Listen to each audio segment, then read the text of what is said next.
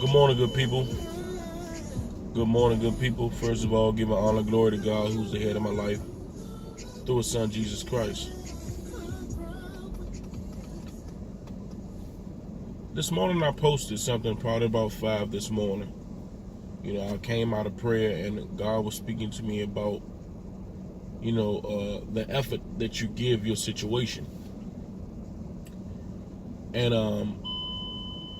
I had a conversation with a buddy of mine last night, and he's incarcerated.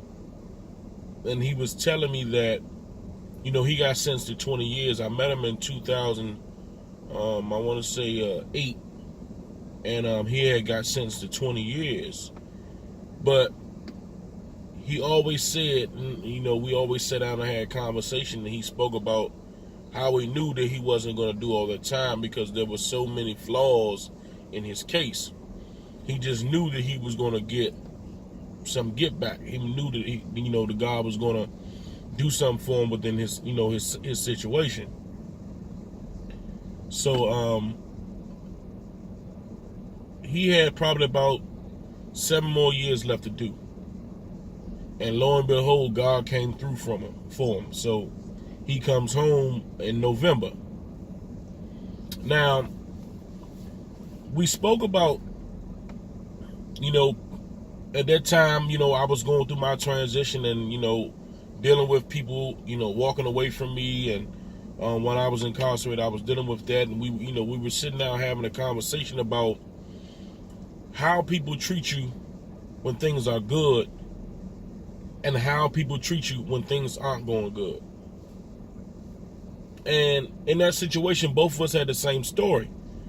Drug dealers out there in the streets, helping as a lot of people we can. As many people we can, paying this, paying for that, taking people shopping, giving money here, doing things. And the same people that you were trying your best to please will be the first people that leave.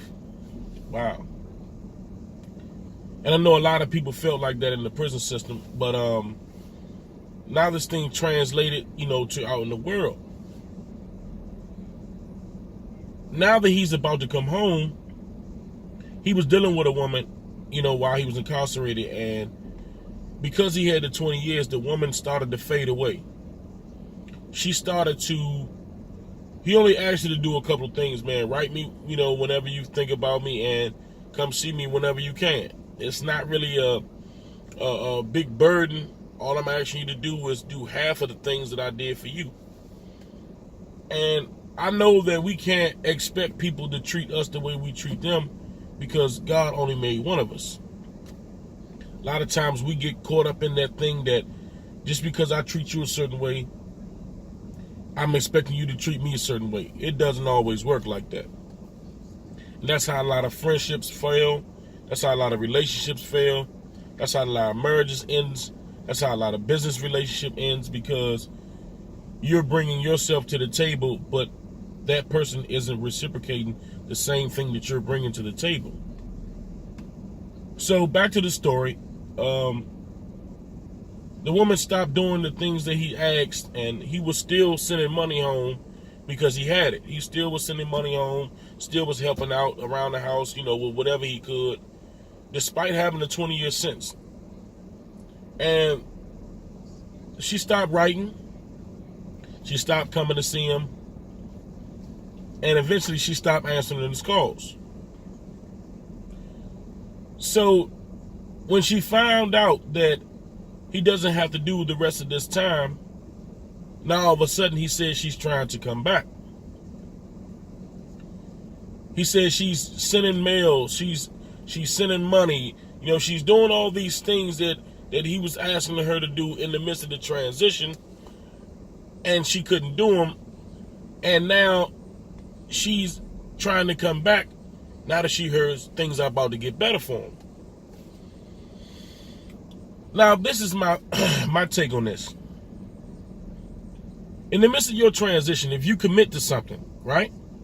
If you commit to something, you got to give that thing your best until things get better. If you commit to something and you start to pull yourself away because things are getting a little rough in the midst of the transition and you're not giving that situation your best, you're not going to get God best. When that thing finally changes,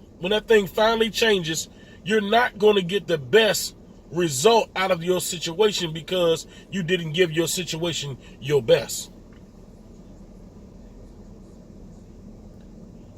Because see, now when he comes home, her best effort, she's giving her best efforts now. But now when he comes home, it's not even going to matter. Because in the midst of everything, you gave me who you are. You showed me who you were. And you didn't give me your best effort. People will acknowledge your best effort when things are bad. So when things go good, we acknowledge that and we respect it. But you can't expect me to acknowledge you when the sun is shining, when you gave me a lack of effort when it was raining.